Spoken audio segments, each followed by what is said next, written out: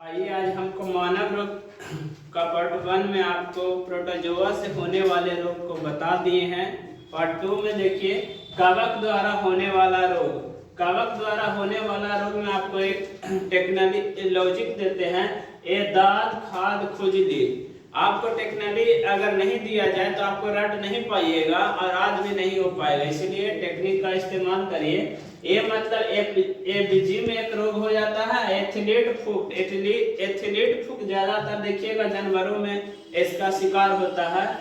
दांत जो चलता है देखिए स्त्री और पुरुष दोनों में यह रोग देखने को मिलता है। जननांगों में देखिएगा कि दांत का शिकार हो जाता है। स्पर्म का पतला हो जाना तथा ओभक के नली से पतली स्त्राव हो जाना ही क्या दांत बहना चलता है।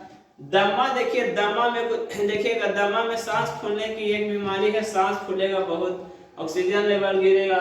खाज हो जाता है, खुजलाते हैं जो अज्जा से गंजापन लिखा गया है, जो बाल का उड़ जाना ही गंजापन कहलाता है। खाज खुजली का मतलब कहीं पर आप बॉडी में देखिए खुजलाते होंगे तो इसका क्या कारण है? कारण है कि कवक ही वहां पर बैठा हुआ है। फेस में देखिए ऑयली स्किन में यहाँ सीबम पाया जाता है इससे फेसों पे, तो सीबम है जो आपको फेस पर कवक को मार देता है। लेकिन आप ऐसा देखिएगा कि सर में जो बाल में देखिएगा सीबम बहुत कम होता है, इस कारण देखिएगा कि डैंड्रफ बन जाता है, जिसे कहता है कि डैंड्रफ हटाओ। हेड एंड शोल्डर का प्रचार में आप ऐसा देखते होंगे कि डैंड्रफ हटाने का प्रचार करता है। इसका वजह क्या है? ज्यादा यहाँ पर कवक बैठ जाती है और वहां किसी को मार नहीं पाती क्योंकि सीबम सर में कम होता है। नेक्स्ट में देखिए कृमि से होने वाला रोग। कृमि को बोला जाता है हेलमिंथिस, इसी को बोला जाता है। कृमि में सबसे पहले देखिए फाइलेरिया नामक रोग हो जाता है। फाइलेरिया में देखिए बुचौरिया कृमि से होता है। यह एक इसका वाहक कौन है? तो मादा क्यूलेक्स मच्छर अर्थात मादा है, नर मच्छर नहीं है। हमेशा ज्यादातर देखिएगा मादा मच्छर या मक्खी ही रोग का वाहक है, क्योंकि नर होता है जो सीधा प्राणी होता है। और इसे देखिए इसको हाथी पाव रोग भी बोला जाता है। इसमें प्रभावित होने वाला अंग लसका है, लिम्फ है, जो ब्लड में पाया जाता है, वही प्रभावित हो जाता है। किसमें? फाइलेरिया में। फाइलेरिया के उपचार में समझिए कुछ लोग जो होते हैं, लोग जो कुछ दिन दवा खाकर छोड़ देते हैं, सोचते हैं कि ठीक हो गया, लेकिन फाइलेरिया का एक सीमित कोटा होता है कि गैप करके दवा लेते जाइए। 3-3 दिन पर पहले लीजिए, फिर सप्ताह में लीजिए, फिर महीना में लीजिए, फिर 3 महीना में, फिर 6 महीना में, फिर 1 साल में। इस तरह से आप लीजिए इसका खुराक, तब आपको फाइलेरिया पूर्ण तरह ठीक हो जाएगा। इसके बाद देखिए अतिसार। अतिसार को ही डायरिया बोला जाता है। पिछला वीडियो में अगर डायरिया बोला गया हो तो गलत है, अतिसार को डायरिया बोला जाता है। डायरिया में देखिए एस्केटिस नामक कृमि से हो जाता है। यह भी मच्छर के द्वारा ही होता है, ठीक है, यह मच्छर के द्वारा ही होता है। इसमें अगर प्रभावित कुछ होता है तो क्या होता है? इससे प्रभावित आंत जो समझ रहे हैं, जहाँ भोजन एब्जॉर्प्शन रहता है वहां पर घाव बन जाता है। इससे क्या हो जाता है? इस डायरिया रोग होने से आपको मृत्यु हो जाएगी, आंत में भोजन पचेगा नहीं। तो अकबर की मृत्यु डायरिया से ही हो गई थी। आइए आपको समझाते हैं कि मक्खी और मच्छर से क्या क्या रोग होता है। देखिए सबसे पहले मादा एनाफिलीज पढ़ाए थे कि प्रोटोजोआ से मादा एनाफिलीज जो होता है, तो यहाँ आपको वाहक बता रहे हैं। मादा एनाफिलीज जो मच्छर है हमेशा मादा रहेगी, तो मादा ही समझिएगा। मच्छर लिखने का मतलब कि मादा एनाफिलीज मच्छर से मलेरिया नामक रोग होगा। मलेरिया बताए हैं तिल्ली। और मादा एडिस मच्छर से डेंगू हो जाता है। मादा एडिस मच्छर से डेंगू, मादा क्यूलेक्स मच्छर से अभी बताए हैं फाइलेरिया हो जाती है। ये सब वाहक है। मादा क्यूलेक्स से फाइलेरिया, मादा एडिस मच्छर से डेंगू हो जाती है, तथा मादा सीसी मक्खी से सोने की बीमारी बताए हैं। यहाँ लिखा हुआ है सोने की बीमारी। तथा घरेलू मक्खी आप देखते हैं, घरेलू मक्खी, उससे हैजा रोग हो जाता है। यहाँ देखिए घरेलू मक्खी से हैजा रोग, हैजा को ही तो कॉलरा बोला जाता है। सिकता या बालू मक्खी से, सिकता या बालू मक्खी से कालाजार रोग होता है, ठीक है ना। ये था मक्खी और मच्छर का रोग। अब चलते हैं जीवाणु द्वारा भी कुछ रोग होता है, इंपॉर्टेंट, इसको भी हम लॉजिक से आपको समझाते हैं, अन्यथा याद रहेगा नहीं।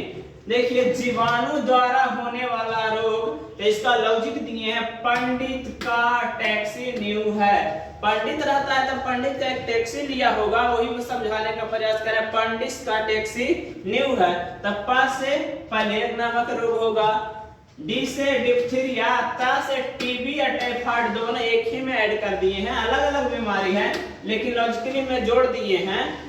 का से काली खांसी, ठीक है।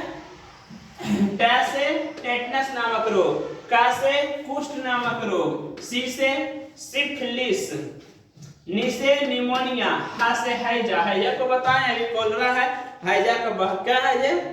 अब चलिए डिप्थीरिया, डिप्थीरिया अगर आपको हो जाएगा तो श्वसन तंत्र प्रभावित होगा, और इसके रोकथाम के लिए डीपीटी का टीका लगवाइए, अर्थात हमेशा लग ही जाता है आपको हॉस्पिटल में जन्म समय। तो डिप्थीरिया के रोकथाम के लिए डीपीटी का टीका, और यह किससे प्रभावित करता है, श्वसन तंत्र को।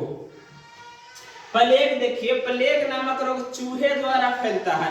अब प्लेग में इसको काली मौत बोला जाता है, पूछेगा आपको परीक्षा में कि काली मौत कौन रोग को बोला जाता है, तो प्लेग रोग को बोला जाता है। प्लेग में आपको बॉडी में देखिएगा इतना बॉडी खराब हो जाएगा कि अगर मांस को इसे पकड़िएगा तो मांस आ जाएगा, इतना खराब यह डिजीज है। इसी के रोग में महात्मा गांधी प्लेग बोनस 1918 में ही महात्मा गांधी जी गए थे खेड़ा गुजरात में, इसी के लिए प्लेग बोनस के लिए ही गए थे। और इसे क्या बोला जाता है, काली मौत, यह एक भयानक बीमारी है, ठीक है। अब देखिए सिफिलिस, सिफिलिस देखिए जनन तंत्र से संबंधित एक रोग है। जनन जो अंग हुआ, मेल और फीमेल का जनन अंग होता है, यह एक तरह से जैसे एड्स से प्रभावित रोग होता है ना, उसी का समय छोटा रूप है, इसे ग्लोनेरिया रोग भी बोला जाता है। और इसमें जनन अंग उसी में घाव बन जाती है। एक तरह से समझिए कि एड्स है तो एड्स तो वायरस से होती है, लेकिन यह जीवाणु से होती है। जो प्रभावित होने वाला अंग क्या है, जनन अंग, तो यह है सिफिलिस।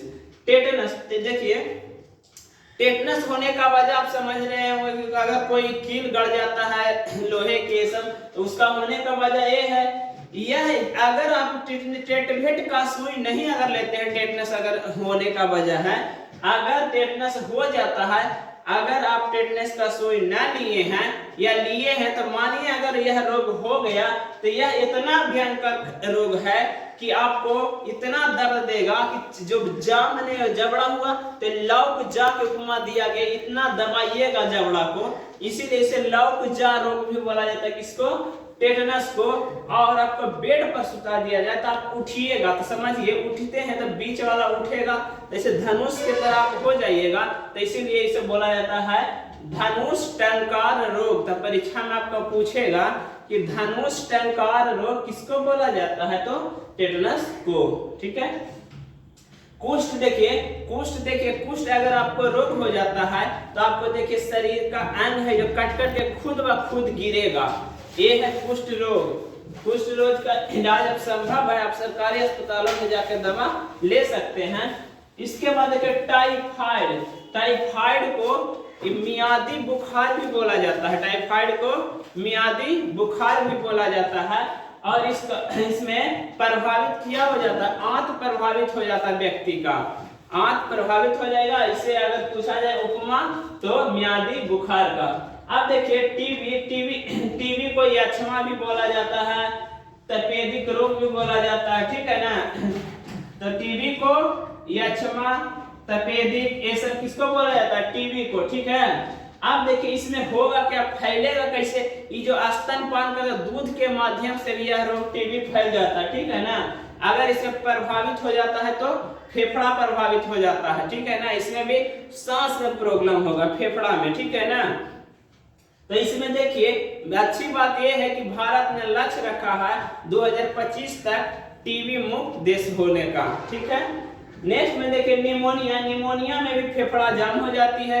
यह ज्यादातर बच्चों में रोग देखिएगा, इसीलिए निमोनिया से बच के रखिए, बच्चों को गर्माहट दीजिए हमेशा। देखिएगा सांस देने की, गर्म हवा देने का प्रॉब्लम इसीलिए आ जाता है। क्योंकि फेफड़ा जाम हो जाती है। वही लिखे निमोनिया में क्या होगा, फेफड़ा जाम हो जाती है। और अंत में देखिए हैजा नामक रोग, हैजा में क्या हो जाता है, आंत ही प्रभावित हो जाती है। आंत प्रभावित होने का वजह है कि आप दूषित जल कर रहे हैं, भोजन कर रहे हैं, मक्खी बैठ रही है, आप खा रहे हैं, तो क्या होगा, आपको हैजा होगा। इसीलिए अब भोजन जो करते हैं, मक्खी ऐसा बैठता है, तो भोजन को थोड़ा बचाइए और मक्खी को दूर रखिए, क्योंकि हम बताए हैं कि जो हैजा फैलने का कारण क्या है, मक्खी है। मक्खी है, इस कारण क्या, दूषित भोजन एंड जल को नहीं पिए। अंत यह वीडियो यहीं पर समाप्त होती है, फिर नेक्स्ट वीडियो में मिलते हैं। Thank you.